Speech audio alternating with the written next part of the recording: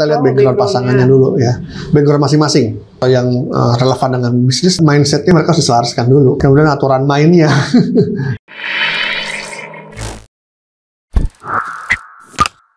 Halo teman-teman, kembali lagi dengan saya Aisyah di YouTube channel Coaching for Business. Teman-teman, gimana nih kabarnya hari ini? Semoga teman-teman selalu sehat ya. Jangan lupa minum vitamin juga.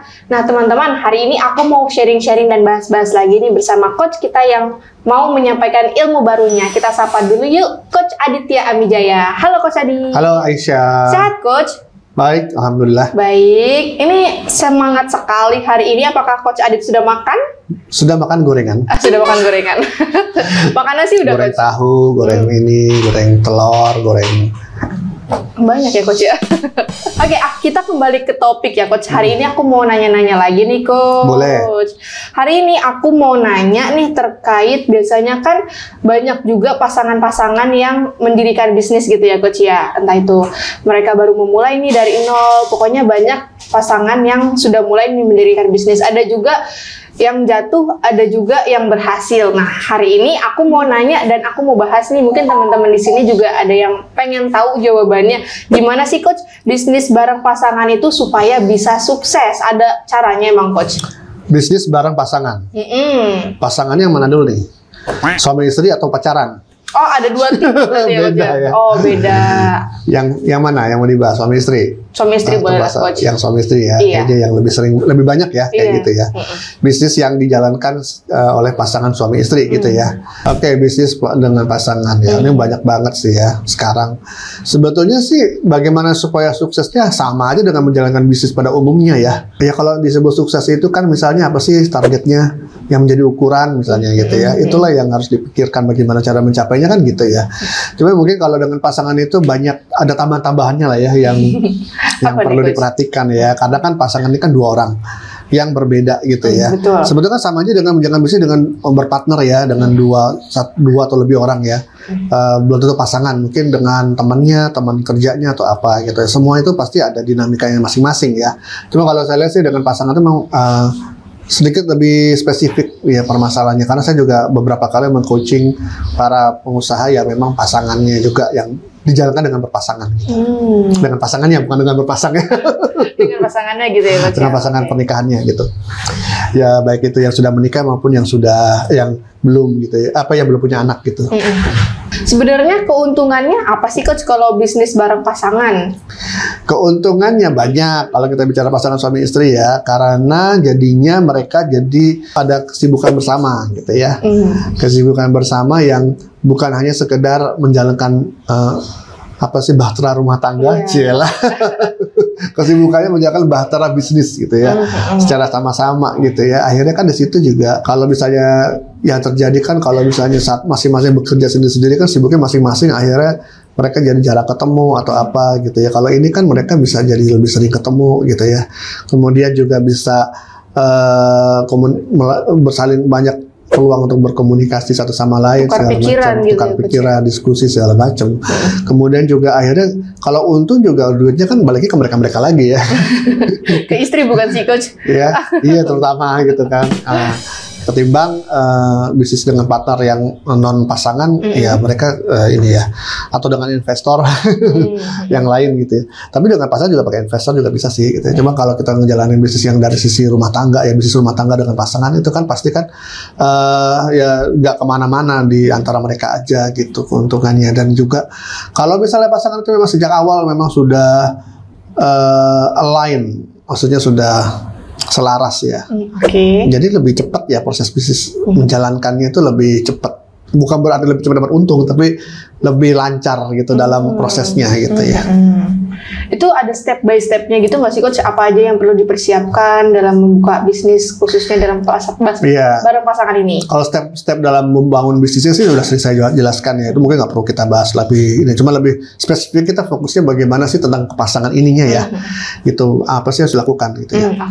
Ya terutama sekarang gini, kita harus pastikan dulu kalau pasangannya itu apakah mereka itu bekerja yang di bidang yang sama sebelumnya ya, background ya. Kita lihat background pasangannya dulu ya, background masing-masing. Jadi background antara dia dengan pasangannya background dalam hal apa yang ini ya, yang pas atau yang relevan dengan bisnis, tentu background pekerjaan mereka. Apakah mereka pernah berbisnis sebelumnya, baik itu sendiri-sendiri atau berpasangan, atau mereka seorang profesional bekerja di perusahaan, gitu kan? Itu juga sangat mempengaruhi juga sih. Jadi harus sama gitu, Coach? Nggak mesti harus sama gitu loh. Sejalur gitu ya, Coach ya? Kalau misalnya mereka sama-sama memang pernah menjalankan bisnis yang sebelumnya, atau sama-sama bekerja di bidang bisnis yang sama walaupun berbeda, mungkin akan lebih mudah ya mempersatukan pemahaman menjalankan bisnisnya nanti gitu. Karena mereka sudah punya pengalaman yang sama satu sama lain. Gitu ya. Cuman kalau misalnya bisnisnya berbeda gitu ya, yang sebelumnya atau di perusahaan yang berbeda bisnisnya, sebetulnya juga suatu kelebihan juga ya, sehingga bisa saling berkolaborasi ya dalam karena punya wawasan yang berbeda gitu ya, bisa saling melengkapi kalau mereka memang udah selaras gitu pola pikirnya. Nah, ini pola pikir yang penting nih. Jadi mindsetnya mereka harus diselaraskan dulu gitu. Mindsetnya harus diselaraskan, dan backgroundnya yang terutama ya, Coach ya. Iya, background dan mindset pikiran mereka tentang menjalankan bisnis itu ya. Maksudnya ya mulai dari visi misinya yang terutama ya, dan value dalam menjalankan bisnisnya kayak apa gitu loh. Kemudian aturan mainnya. Apa nih, Coach, maksudnya aturan mainnya? Ya, aturan mainnya kan pembagian tanggung jawab, peran dan tanggung jawab dalam masing-masing juga harus jelas dalam menjalankan bisnis. Cara komunikasinya gitu ya. Kapan harus membahas bisnis, kapan tidak membahas bisnis gitu ya. Jangan sampai 24 jam ya diomongin bisnis terus, bosen. Pusing juga sih, gitu Coach. Ya, padahal kan urusan rumah tangga kan banyak yang lainnya ya, bukan hanya bisnis gitu ya. Dan yang paling utama adalah gitu ya, jaga-jaga bagaimana bisa mengendalikan emosi ya, feeling gitu ya. Itu yang dalam coaching itu banyak sekali urusannya tuh yang terkait dengan itu sih. Emosinya gitu ya. Iya, emosi, karena beda ya kalau misalnya kita berbisnis secara profesional dengan partner kerja yang memang profesional, berbeda dengan bisnis dengan pasangan ya. Entah bagaimana kalau dengan pasangan emosi itu terlalu ini ya, terlalu meluap-luap gitu, terlalu berperan ya, terlalu berperan, terlalu mengendalikan gitu ya. Ya macam sih alasannya ya, mungkin psikolog mungkin bisa dengan lebih bisa menjelaskan dengan lebih gamblang ya apa yang terjadi gitu kalau pasangan menjalankan bisnis kalau dari sisi perasaan gitu ya. Emosi, kalau saya lihatin dari pihak luar sebagai coach ya, mereka sudah mengetahui strength dan weakness-nya masing-masing dengan dalam gitu ya. Sudah tahu apa sih gitu ya yang ada di pikiran masing-masing, sudah tahu kebiasaan masing-masing, sudah menstereotypingkan masing-masing gitu ya, dan mereka percaya dengan hal itu ya, itu yang bisa menyebabkan komunikasi dan perasaan-perasaan itu campur aduk gitu. Iya sih, itu juga menjadi salah satu hal yang harus ini tantangan juga nggak sih, Coach? Iya, misalnya si cowok nih, tentang dia cowok aja suaminya ego mungkin ya, maunya dominan gitu kan, si istrinya justru kepengennya apa ya, kalau misalnya istrinya juga dominan nanti bisa nggak cocok gitu kan, atau kalau istrinya pengen punya maunya sendiri gitu kan. Kalau pasangan gitu mungkin pengennya istri kan didukung terus ya sama suaminya, disayang gitu ya. Kalau dikritik nanti bagaimana kalau misalnya adain, wah gitu.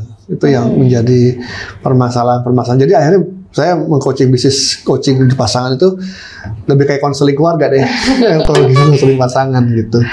Karena ya itu tadi prosesnya harus menyamakan visi misinya dulu nih yang utama ya dalam berbisnis, value mereka dalam berbisnis juga harus diselaraskan. Dan itu prosesnya nggak cepat sih gitu, harus sedikit-sedikit gitu. Karena dari situlah kalau udah selaras visi misi dan value-nya, akhirnya dalam berbisnis bukannya nggak ada masalah sih, tapi bisa lebih smooth, lancar lah gitu. Oke, biasanya challenge atau tantangan terbesar dari bisnis pasangan itu apa aja sih, Coach? Ya tadi ego ya. Ego berarti yang tertinggi ya, Coach ya. Kalau urutan yang selanjutnya biasanya apa yang Coach Adit temuin? Ya ego, tadi ya ego itu sendiri ya masing-masing merasa paling benar. Gitu. Kalau dalam normalnya di masa itu kan suami yang harus didengar, yang harus ya sebagai pemimpin keluarga kan suami. Dalam berbisnis kan belum tentu. Maksudnya gini, beda lagi. Dari sisi kepintaran misalnya kan dalam jalan bisnis, pengalaman belum tentu suami yang paling gitu ya. Bisa jadi si istri. Tapi kalau misalnya ini nggak cocok, suami egonya sebagai suami kebawa-bawa gitu kan. Dalam sebagai partner bisnis, si istri juga dia egonya juga mungkin, atau juga justru dia minder gitu atau berusaha ngalah karena kepikirannya wah dia suami saya harus ngalah, padahal ini dalam bisnis gitu loh. Jadi profesionalitasnya tuh jadi terganggu ya. Iya. Bukan terganggu sih, tapi lebih berwarna. Ini juga unik ya, berarti memang harus saling memahami satu sama lainnya ya Coach ya. Itu baru dengan pasangannya. Kalau anaknya juga ikut nanti wah lebih seru lagi. Lebih crowded lagi gitu ya Coach ya, banyak sumber-sumber baru, insight-insight baru mungkin ya. Ada juga masukan-masukan dari anak atau istri ataupun suaminya ya Coach ya. Itu harus diselaraskan semuanya ya Coach. Iya betul. Kalau enggak ya jalan sih bisnisnya, cuma nanti drama-drama juga jalan. Oke Coach Adit, berarti kesimpulannya terkait bisnis bareng pasangan apa nih? Jaga ego yang paling utama sih. Jaga ego yang paling utama ya Coach. Jaga ego, karena harus bisa memisahkan, mindsetnya harus bisa memisahkan antara menjalankan bisnis bersama dengan menjalankan batara keluarga rumah tangga bersama gitu ya. Ya, kalau menjalankan batara rumah tangga bersama mungkin suami oke lah ya yang jadi pemimpin di situ, istri anak harus nurut segala macam, suami ngomong apa istri ini anak gitu ya. Lebih dominan. Tapi kalau dalam menjalankan bisnis ya mau nggak mau nih suami itu juga harus bisa lebih menurunkan, jadi lebih setara, partnershipnya itu harus dijaga gitu ya dalam hal menjalankan bisnis ini. Kalau memang ada kelebihan dari istri yang bisa dipakai dalam berbisnis, suaminya ini ya jangan ego juga gitu kan, bisa atas sebaliknya gitu. Saling melengkapi.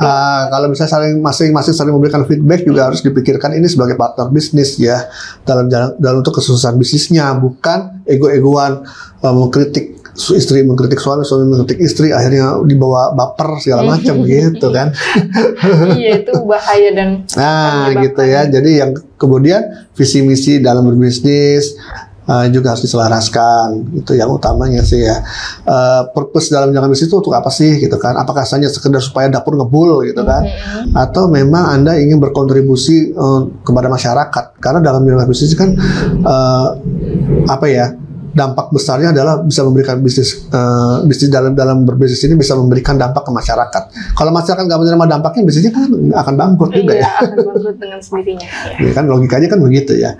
Artinya kalau dengan memberikan dampak kepada masyarakat itu artinya kan masyarakat juga memang membutuhkan bisnis tersebut dan mereka akan terus menerus menggunakan atau membeli ya dari kita gitu kan. Akhirnya kan berjalan gitu. Oke, wah udah lengkap banget ini mungkin ya Coach ya. Betul. Oke teman-teman, gimana nih tema kita pada hari ini? Mungkin teman-teman yang menjadi pertimbangan, yang pengen merencanakan gitu ya, bisnis bareng pasangan, dan lain-lainnya, teman-teman bisa jadi evaluasi juga sebelum melaksanakannya ya Coach ya, terutama menurunkan egonya ya Coach ya. Ya, betul. Oke teman-teman, sekian dulu pembahasan kita pada sesi kali ini. Kalau teman-teman ada yang mau mengikuti pelatihan coaching, gimana nih Coach Adit? Silakan buka di www.corporaconsultant.com, cari program sertifikasi coaching. Di sana sudah ada pelatihan program coaching yang sudah diakreditasi oleh ACF, ya sehingga Anda sudah dipastikan akan belajar coaching ya, bukan belajar hal yang lain. Gitu ya. Baca kontennya di sana, informasi yang ada di sana, pelajari. Kalau bisa ada pertanyaan, silakan hubungi nomor yang tertera di sana, yaitu nomornya Aisyah. Oke teman-teman, jangan lupa untuk like, comment, dan subscribe supaya channel ini bisa terus tumbuh dan berkembang. Kalau teman-teman ada topik ataupun pertanyaan, boleh banget dituliskan di kolom komentar juga ya, supaya bisa menjadi pembahasan kita selanjutnya. Saya Aisyah Ramawati dan saya Aditya Mijaya. Sampai jumpa di pertemuan berikutnya. Bye-bye. Bye.